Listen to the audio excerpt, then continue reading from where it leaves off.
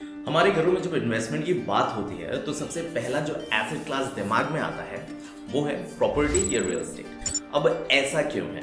क्योंकि real estate एक ऐसा एसेट क्लास है जो आपको रेंट तो देता ही है, बल्कि उसके अलावा उस पर आपको मिलता है कैपिटल गेन, मतलब आपके इन्वेस्टमेंट पर एप्रिसिएशन। बड़े से बड़े इन्वेस्टर के पोर्टफोलियो को अगर आप देखोगे तो आपको रियल एस्टेट में इन्वेस्टमेंट जरूर मिलेगा, लेकिन रियल एस्टेट में हर कोई इन्वेस्ट नहीं कर सकता। रीजन ऑब्वियस है, हर किसी के पास इतना कैपिटल होता ही नहीं कि वो प्रॉपर्टी खरीद सके, और इस वजह से बहुत सारे छोटे रिटेल इन्वेस्टर्स इस एसेट क्लास का फायदा नहीं उठा पाते थे। तो सेबी ने इसी प्रॉब्लम को सॉल्व करने के लिए 2019 में एक ऐसा एसेट क्लास लिस्ट किया जिसके थ्रू कोई भी, चाहे वो स्टूडेंट हो, यंग अर्नर हो या फिर रिटायरी, इंडिया की प्राइम कमर्शियल प्रॉपर्टीज में इन्वेस्ट कर सकता है केवल 500 रुपए में, और उसके ऊपर कमा सकता है डिविडेंड के फॉर्म में रेगुलर इनकम भी। इस एसेट क्लास का नाम है REIT, real estate investment trust, और आज हम इसके ही बारे में बात करेंगे। तो नमस्ते दोस्तों, मेरा नाम है अक्षत भार्गव, और जैसे मैंने आपसे प्रॉमिस किया था कि मैं रीट के ऊपर एक डिटेल्ड वीडियो बनाऊंगा, तो आज हम इस वीडियो में रीट के ऊपर ही डिटेल में डिस्कशन करेंगे कि रीट्स होता क्या है, ये काम कैसे करते हैं, और आप इससे रिटर्न कैसे जनरेट कर सकते हैं। वीडियो को स्टार्ट करने से पहले मेरी एक रिक्वेस्ट है, अगर आपने इस चैनल को अभी तक सब्सक्राइब नहीं किया है तो प्लीज कर लीजिए, और अगर वीडियो पसंद आए तो इसे शेयर और लाइक जरूर कर दीजिएगा। इसी छोटी सी रिक्वेस्ट के साथ इस वीडियो को स्टार्ट करते हैं। तो सबसे पहले मान लेते हैं कि आपको एक प्रॉपर्टी खरीदनी है। अब प्रॉपर्टी खरीदने और प्रॉपर्टी से पैसा कमाने में बहुत सारे चैलेंजेस आते हैं। जैसे पहला चैलेंज है टिकट साइज, यानी आपको बिग कैपिटल चाहिए कोई भी प्रॉपर्टी खरीदने के लिए, जिसमें मिनिमम लाखों रुपए लग जाते हैं अगर एवरेज लोकेशन पर आप कोई प्रॉपर्टी देख रहे हैं, और करोड़ों रुपया लग जाता है अगर आप कोई प्राइम लोकेशन पर प्रॉपर्टी देख रहे हैं। तो दूसरा चैलेंज, क्लीन प्रॉपर्टी ढूंढना, ऐसी प्रॉपर्टी जिसका टाइटल क्लियर हो, कोई लीगल डिस्प्यूट ना हो और लोकेशन भी स्ट्रॉन्ग हो। इसके बाद आता है तीसरा चैलेंज, टेनेंट एंड मेंटेनेंस। अगर प्रॉपर्टी आपके पास है भी तो फिर टेनेंट ढूंढना, और अगर टेनेंट चला जाए तो फिर दूसरा टेनेंट ढूंढना, प्रॉपर्टी को कंसिस्टेंटली ऑक्यूपाइड रखना और मेंटेनेंस का खर्चा, ये सब कंटिन्यूअस हेडेक हो जाता है। तो प्रॉपर्टी खरीदना और मैनेज करना इतना सिंपल नहीं होता, बहुत सारी प्रैक्टिकल प्रॉब्लम्स होती हैं, और अब हमारी इन्हीं प्रॉब्लम्स को रीट कैसे सॉल्व करता है वो समझते हैं। सबसे पहले रीट होता क्या है? रीट वो कंपनीज होती हैं जो बड़े लेवल पर कमर्शियल प्रॉपर्टीज को ओन, ऑपरेट और मैनेज करती हैं। इस समय इंडिया में 5 तरीके की रीट कंपनीज हैं।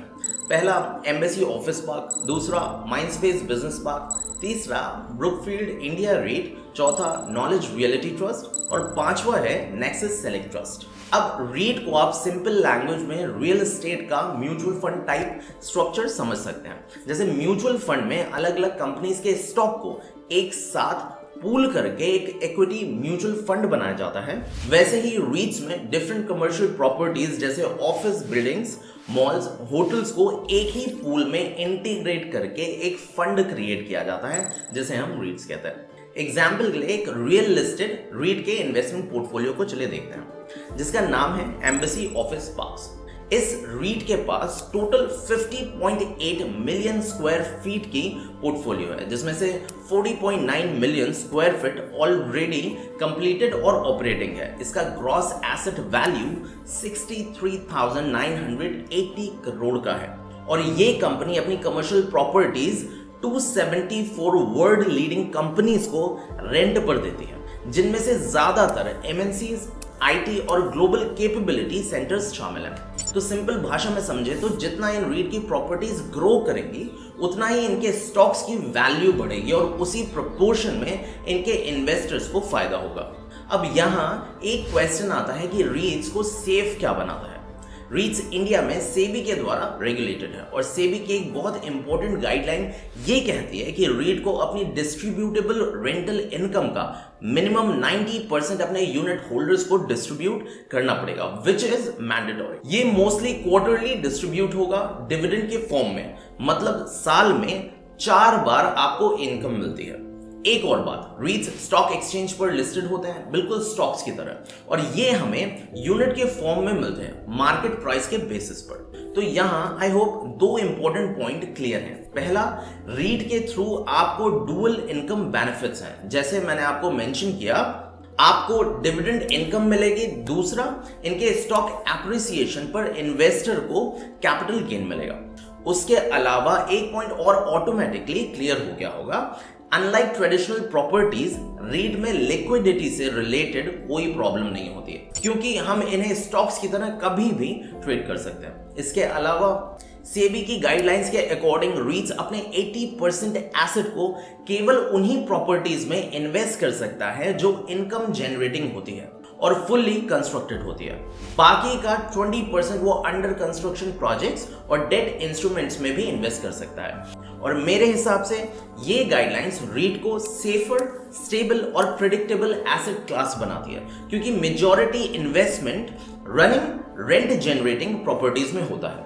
अब क्योंकि रीट एक स्टॉक की तरह ही एक डायनामिक एसेट क्लास है, तो इसको पिक करते समय कुछ की फाइनेंशियल मैट्रिक्स को एनालाइज जरूर करना चाहिए, जैसे कि एनएवी, नेट एसेट वैल्यू। इसको सिंपल शब्दों में अगर बताएं तो ये रीट की प्रॉपर्टीज, ऑफिस, मॉल्स, सब एसेट की टोटल वैल्यू होती है, जो कि उसके पर यूनिट के बेस को रिफ्लेक्ट करती है। इसका फॉर्मूला है NEV is equal to total assets minus total liabilities upon total number of outstanding shares. दूसरा पैरामीटर है डिविडेंड यील्ड। ये मैट्रिक बताता है कि रीट आपको कितनी एनुअल इनकम दे रहा है। जनरली 4 to 6% यील्ड अच्छा माना जाता है, हालांकि बहुत हाई डिविडेंड यील्ड भी एक अलार्मिंग सिग्नल हो सकता है। तीसरा है ऑक्यूपेंसी रेट। इसका मतलब है रीट के टोटल स्पेस का कितना परसेंट हिस्सा रेंटेड है, मतलब higher occupancy is equal to stable income. India में अच्छे रीट्स का टारगेट होता है 85 to 95% ऑक्यूपेंसी, और अगर ऑक्यूपेंसी गिर रही हो तो रीट की रेंटल इनकम और डिविडेंड दोनों रिड्यूस हो सकते हैं। फिर आता है वेल, यानी वेटेड एवरेज लीज एक्सपायरी। इसका मतलब है रीट की प्रॉपर्टीज पर जो टेनेंट्स हैं उनकी लीज ऑन एन एवरेज और कितने साल चलने वाली है, मतलब हायर वेल is equal to long term revenues. जैसे अगर वेल 6 साल है तो नेक्स्ट 6 साल तक इनकम काफी प्रेडिक्टेबल होगी। पांचवा है LTV, loan to value ratio. ये बताता है कि रीट ने अपनी प्रॉपर्टीज के अगेंस्ट कितना लोन लिया है। इसका सिंपल रूल है lower LTV is equal to safer REIT. Generally 30 to 35% के आसपास को हेल्दी माना जाता है। अगर एलटीवी बहुत ज्यादा हाई हो तो इंटरेस्ट कॉस्ट ज्यादा होगी और रिटर्न्स प्रेशर में आ सकते हैं। और फिर आता है tenant quality and diversification. REIT की स्ट्रेंथ डिपेंड करती है इसके टेनेंट्स की क्वालिटी पर और उनकी डाइवर्सिफिकेशन पर, मतलब एक ही सेक्टर या एक ही कंपनी पर डिपेंड ना हो। अगर एक बिग टेनेंट चला जाएगा तो पूरा रीट हिल सकता है। तो दोस्तों, ये थे कुछ रीट के फाइनेंशियल पैरामीटर्स जिनको रीट में इन्वेस्ट करने से पहले आपको जरूर एनालाइज कर लेना चाहिए। अब इस वीडियो को कंक्लूड करने से पहले एक बोनस टिप, रीट खरीदने से पहले एक चीज जरूर देखिए, वो है रीट का current market price versus NAV. अगर करंट प्राइस एनएवी से नीचे है तो रीट अंडर वैल्यूड है, मतलब ये एक अच्छा एंट्री पॉइंट हो सकता है। For example, embassy office park REET अगर 290 रुपीज पर ट्रेड कर रहा है लेकिन उसका एनएवी 445 रुपीज है, तो ये रीट 35% डिस्काउंट पर है। इसका मतलब जब प्राइस टू एनएवी रेशियो लो हो तो रिटर्न पोटेंशियल ज्यादा होता है। और दोस्तों, इसी बोनस टिप के साथ मैं कंक्लूड करूंगा इस वीडियो को। मेरी आपसे रिक्वेस्ट है, अगर आपको ये वीडियो पसंद आया हो तो कमेंट में कीप इट अप जरूर लिखिएगा, बिकॉज ऐसे वीडियोस को बनाने में मेहनत बहुत ज्यादा लगती है। और इस चैनल को सब्सक्राइब करना बिल्कुल भी मत भूलिएगा। मिलते हैं नेक्स्ट वीडियो में एक नए सब्जेक्ट के साथ, तब तक के लिए नमस्कार।